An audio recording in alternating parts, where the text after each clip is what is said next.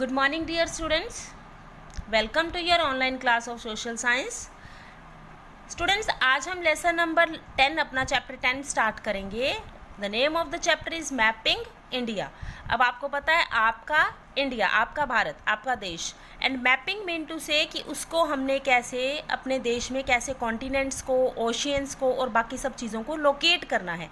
यानी हमने सीखना है कि हम अपने देश में किस प्रकार से प्लेसेस को, टाइम्स को डिवाइड करते हैं और कैसे उनको लोकेट करते हैं, कैसे सीजन्स चेंज होते हैं, हमारी अर्थ रिवॉल्यूट कैसे करती है, रिवॉल्यूशन कैसे होता है, रोटेशन कैसे होती है. ये सभी चीज़ें हम अपने जो भी चीज़ें बेटा मैपिंग में काम आती हैं ना, मैप बनाने में काम आती हैं, उन सब के बारे में भी हम इसी लेसन में पढ़ेंगे. Okay, so let's start the chapter. In the earlier times, पहले के समय में, people believed that the earth was flat. सबसे पहले जब लोग अनअवेयर थे, अनएजुकेटेड थे, मिंटू से जिन्हें कोई ज्ञान नहीं था, उन लोगों को पढ़ना लिखना नहीं आता था, उन्हें लोग सर्च नहीं करते थे किसी भी चीज़ को, ठीक है, उसके बारे में क्वेश्चनिंग नहीं करते थे, जो जैसा जिसने कह दिया वैसा ही मान लेते थे. तो लोग जो थे वो ये मानते थे कि अर्थ जो है वो फ्लैट है. लेकिन आप लोगों को पता है ना, अर्थ की शेप कौन सी होती है, हमारी स्फेरिकल शेप होती है, लाइक एन ऑरेंज की तरह हमारे जो अर्थ है उसकी स्फेरिकल शेप होती है. दे फियर दैट, और वो लोग जो थे वो डरते थे. They might fall off if they travel to the edge of the earth. उन्हें डर लगता था कि अगर वो किनारे पर चले जाएंगे, कोने पर चले जाएंगे अर्थ के, तो वो नीचे गिर जाएंगे, यानी वो धरती से नीचे गिर जाएंगे. जैसे बेड पे या टेबल पे हम किनारे पे बैठते हैं तो गिर जाते हैं ना, कई बार छोटे बच्चे भी गिर जाते हैं. तो सेम एज इट इज़, उसी तरीके से लोग ये मानते थे कि अर्थ जो है वो फ्लैट है, यानी एक टेबल की तरह है, और अगर आप उसे किनारे तक जाओगे तो आप वहाँ से गिर जाओगे. फर्डिनेंड मैगलिन, ए पोर्टुगीज़ एक्सप्लोरर, एक पोर्टुगीज़ एक्सप्लोरर बोला हुआ, पुर्तगाल से आया हुआ एक नागरिक था जो कि चीज़ों की खोजबीन किया करता था, खोज करने का उसको बड़ा शौक था, एक्सप्लोरर था, ठीक है. उसका नाम था Ferdinand Magellan. And his crew mean to say बेटा, जब शिप पे लोग जाते हैं ना, शिप होता है, समुद्री जहाज़ होता है, उस पर एक साथ लोग एक ही पर्पज़ से, मकसद से जाते हैं, तो उसको हम बोलते हैं क्रू. उन सब लोगों के साथ, यानी कि उसका जो झुंड था, समूह था, ठीक है, उसके साथ उसकी जो टीम थी. Began a voyage from Spain, उन्होंने एक यात्रा शुरू की. वॉयज मीन टू से यात्रा शुरू की फ्रॉम स्पेन. कहाँ से? स्पेन से, ठीक है. इन 1519 में, ठीक है. यानी फर्डिनेंड मैगलिन जो कि पोर्टुगीज़ एक्सप्लोरर था, उसने अपने क्रू के साथ, अपनी टीम के साथ एक यात्रा शुरू की स्पेन से 1519 में. Almost 2 years later it ended at the same place, और 2 साल के बाद, करीब 2 साल के बाद वो सेम जगह पर आकर रुक गया. The voyage had started with 5 ships and a crew of 270, but only 18 members survived. जो वॉयज थी, जो यात्रा थी, वॉयज मीन टू से यात्रा, वो स्टार्ट हुई थी 5 ships के साथ, यानी बड़े बड़े 5 समुद्री जहाज़ थे उसमें. एंड ए क्रू ऑफ 270, और उसमें कितने मेंबर थे, उसकी टीम जो थी उसमें कितने मेंबर थे, 270 मेंबर थे. पर जब 2 साल के बाद वो लोग वापस आए ना बच्चे, तो उनमें सिर्फ कितने मेंबर बचे थे, 18 मेंबर्स. बाकी सभी मेंबर जो थे वो मर गए थे. Magellan was not among the survivors. जो बचे हुए लोग थे, मैगलिन भी उनमें नहीं था, वो भी मारा जा चुका था. But the voyage prove that the earth was round, और पर वॉयज जो उनकी ये यात्रा थी उसने ये प्रूव कर दिया था कि अर्थ जो है वो राउंड है. क्योंकि जब आप एक जगह से घूम के दूसरी जगह पर आ जाते हो तो वो क्या हो गया, उसका मतलब वो चीज़ क्या हो गई, राउंड हो गई. तो वो भी यात्रा करते हुए सेम उसी प्लेस पर, स्पेन से जहाँ से उन्होंने शुरू की थी वहीं पर आकर रुक गए, तो उससे क्या प्रूव हुआ कि अर्थ जो है वो राउंड है. क्लियर बच्चे? नेक्स्ट, जैसे कि अब आप देखिए ये जो डायग्राम, ये जो मैप आपको दिखाया बच्चे, मैगलिन्स वॉयज अराउंड द वर्ल्ड, ये जो डॉटेड लाइन है ना, ये मैगलिन ने अपनी यात्रा जो है वो शुरू की, और इस तरीके से, और इसके बिल्कुल पीछे से घूम के वो दोबारा इसी पॉइंट पर आ गया, ठीक है. यानी पूरी अर्थ का जो राउंड है, पूरी अर्थ का जो हमारे 7 कॉन्टिनेंट्स हैं, हमारे जो कॉन्टिनेंट्स हैं ना बेटा, वो 7 हैं, ठीक है. उनके चारों तरफ वो घूम करके आ गया, तो उसमें क्या हुआ कि वो उससे प्रूव हुआ कि अर्थ जो है वो हमारी फ्लैट नहीं है, वो राउंड है, ठीक है। अब बेटा मैपिंग इंडिया का मीनिंग, मैपिंग इंडिया जो कि इस लेसन का नेम है, उसके अकॉर्डिंग हमें इस लेसन में क्या पढ़ना है कि हम किस प्रकार से किसी भी जगह, ये देखिए पूरे वर्ल्ड का मैप है ये, इसमें किसी भी जगह को हम कैसे फाइंड आउट करेंगे कि कौन सी जगह कहाँ पर है। ये तो हमें पता लग गया कि अर्थ राउंड है, लेकिन जगह का फाइंड आउट कैसे करेंगे, उस प्लेस को कैसे फाइंड आउट करेंगे, कौन सी जगह कैसे है। तो उस चीज़ों के लिए हमारे पास दो चीज़ें हैं, उसको फाइंड आउट करने के दो तरीके हैं, एक है ग्लोब और दूसरा है मैप्स। ठीक है, globes, we cannot see the whole earth at the same time as it is huge. अगर हम पूरी अर्थ को देखें तो एक ही बार में हम सारी अर्थ को नहीं देख सकते हैं, क्योंकि अर्थ जो है वो बहुत बड़ी है। A globe is a small model miniature form of the अर्थ। लेकिन जो ग्लोब होता है ना बेटा, ऐसा नज़र आता है। ठीक है, ग्लोब जो है वो कैसी फॉर्म है, एक मिनिएचर यानी छोटी, मिनिएचर मीन से छोटा, मॉडल है, मिनिएचर फॉर्म में छोटी फॉर्म है हमारी अर्थ का, यानी अर्थ को रिप्रेजेंट करता है, शो करता है कि अर्थ ऐसी है दिखने में। It represents a 3 dimensional view of the अर्थ। ये अर्थ के 3 डायमेंशनल यानी 3 तरीके से अर्थ की को शो करता है, जैसे कि अर्थ की शेप कैसी है, उसकी हाइट कैसी है, उसकी विड्थ कैसी है, ये सारी चीज़ें। It also shows the shape and location of the ocean and continents. जो हमारा ग्लोब है बेटा, उसे हमें अपने कॉन्टिनेंट्स की, हम जिस कॉन्टिनेंट पर रहते हैं, हम कौन से कॉन्टिनेंट पर रहते हैं, हम रहते हैं एशिया में। ठीक है, जो आपका इंडिया है वो कौन से कॉन्टिनेंट पे है, एशिया में है। क्लियर बच्चे, लार्जेस्ट कॉन्टिनेंट है एशिया और सबसे बड़े कॉन्टिनेंट पर हम रहते हैं। जैसे आपका देखिए इंडिया का मैप यहाँ पर है। ठीक है, ये पूरा जो है आपका कौन सा है, एशिया है। ठीक है, लार्जेस्ट कॉन्टिनेंट पर हम रहते हैं बच्चे, और ये हमें शेप दिखाता है और लोकेशन दिखाता है ओशियंस की भी। ओशियन ये जो आप यहाँ पर, यहाँ तो येलो कलर का शो हो रहा है ना, ग्लोब में ये आपको नज़र आएगा ब्लू कलर का।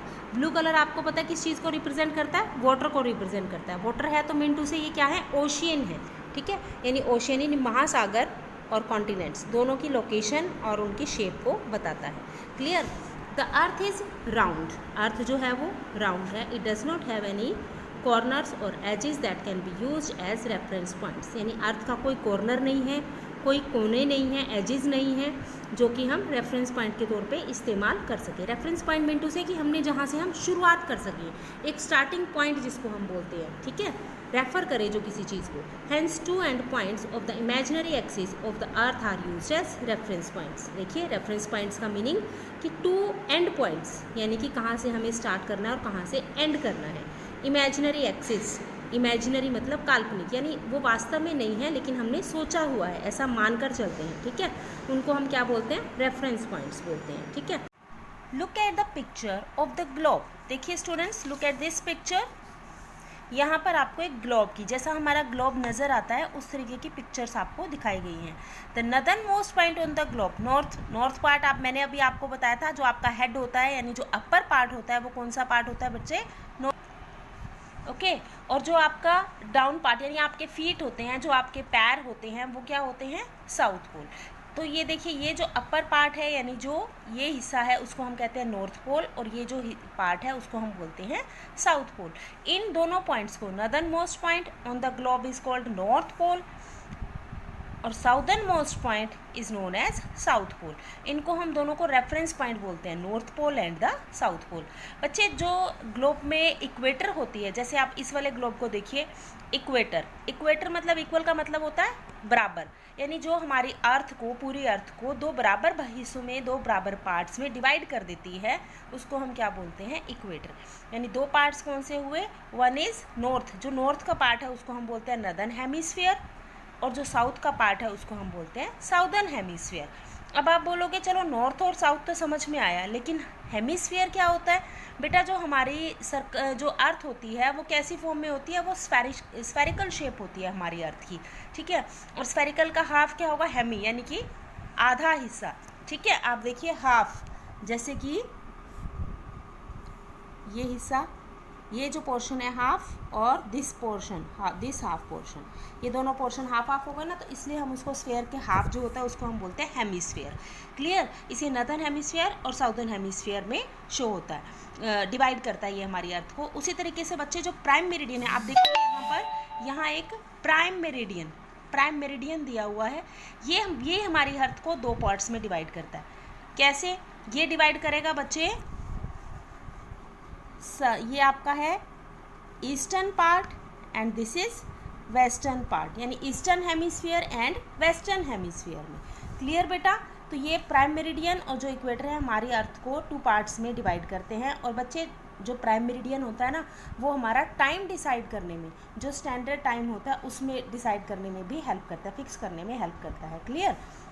नेक्स्ट आ जाइए, the horizontal imaginary line drawn around the globe exactly half way between north pole and south pole is called the equator. अभी मैंने आपको बताया कि जो आपकी अर्थ के बिल्कुल बीच में से एक हॉरिजॉन्टल, ऐसे हॉरिजॉन्टल लाइन है ना, हॉरिजॉन्टल इमेजिनरी, वास्तव में ये हमारी अर्थ पर नहीं है, लेकिन हमने कल्पना की है अपनी अर्थ को अच्छे से समझने के लिए, इमेजिन किया हुआ है, तो उसके इमेजिनरी लाइन इसलिए बोला जाता है इसको। Drawn around the globe, globe के चारों तरफ हमने उसको लगा दिया। Exactly half way between the north pole और साउथ पोल, नॉर्थ और साउथ पोल के बिल्कुल बीच में से। Clear? Same as it is the basic line for drawing of parallels of latitude और द लाइन्स ऑफ लैटिट्यूड।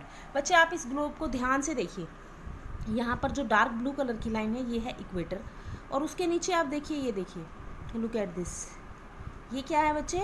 ये इसके इक्वेटर की जो लाइंस है ना, ये पैरेलल लाइंस हैं एक दूसरे। और पैरेलल लाइंस कौन सी होती हैं? आपने मैथ्स में भी किया होगा, जो एक दूसरे को टच भी नहीं करती हैं और इंटरसेक्ट भी नहीं करती, यानी काटती भी नहीं है, क्रॉस भी नहीं करेंगी और इंटरसेक्ट भी नहीं करेंगी, ऐसे टच भी नहीं करेंगी। ठीक है? तो ये लाइंस जो होती हैं इनको हम बोलते हैं पैरेलल्स, लाइंस ऑफ पैरेलल्स या पैरेलल्स ऑफ लैटिट्यूड बोलते हैं। लैटिट्यूड किस लिए? क्योंकि ये लेटी हुई लाइनें हैं। अब आप देखिए, है ना, लेटी हुई लाइनें पैरेलल हैं और लैटिट्यूड्स है। आप इजीली समझ जाओगे इसको। जब आप लेटते हो तो आपकी पोजीशन भी ऐसी होती है ना, तो इसी तरीके से इनको हम बोलते हैं पैरेलल्स ऑफ लैटिट्यूड या lines of latitude. Same as it is the vertical. अब वर्टिकल लाइंस, अब आप प्राइम मेरिडियन को देखिए, जो आपका प्राइम मेरिडियन था उसके साथ साथ ही बहुत सारी ऐसी लाइंस हैं। जैसी लाइंस बेटा आप देखोगे खरबूजे में होती है ना, खरबूजा आप खाते हो, मस्क मेलन खाते हो, उसमें भी इसी तरह की लाइंस होती हैं, है ना। लेकिन खरबूजे में और ग्लोब में फ़र्क होता है बेटा, तो इसको हम कहते हैं वर्टिकल इमेजिनरी लाइंस। ये भी इमेजिनरी होती हैं, हमारी कल्पना से बनाई गई होती हैं, ईजी टू अंडरस्टैंड करने के लिए अर्थ के स्ट्रक्चर को। Vertical imaginary lines are the meridians of longitude. इनको, ये लंबी लाइंस हैं इसलिए हम इनको कहते हैं longitude and lines of longitude. They run from north to south. ये नॉर्थ से लेकर के साउथ पोल तक टच करते हैं। क्लियर बेटा? Do you know the meridians of longitude and the parallels of latitude form a grid. अब अगर हम इन दोनों लाइंस को मिक्स कर देते हैं तो देखिए यहाँ पे एक जाल सा बन जाता है, जैसे नेट होता है ना, इस तरीके से। तो ये क्या बन गया बेटा? आप यहाँ पे भी देखिए इसको, ये क्या बन गया? इस नेट को हम क्या कहते हैं? ग्रिड बोलते हैं। और इस ग्रिड से हमें क्या हेल्प मिलती है? It helps us to locate the exact position of places and time on the earth. हमें अर्थ पर एग्जैक्ट प्लेस का पता चलता है कि देखिए सपोज इस बॉक्स के अंदर कौन कौन सी कंट्रीज़ हैं, यहाँ पर कौन कौन सी कंट्रीज़, कॉन्टिनेंट एक्सेट्रा हैं, कहाँ पे कौन सा टाइम फॉलो किया जाता है, ये सारी चीज़ें हमें ग्रिड से पता चलती हैं। ओके बेटा? सो बेटा ये था हमारा part 1 of our lesson mapping India. Lesson 10 का पार्ट 1 हम यहीं तक करेंगे, lines of longitude and lines of latitude तक। नेक्स्ट पार्ट में हम रिवॉल्यूशन, रोटेशन एट्सेट्रा के बारे में पढ़ेंगे। Okay, till then take care, good bye.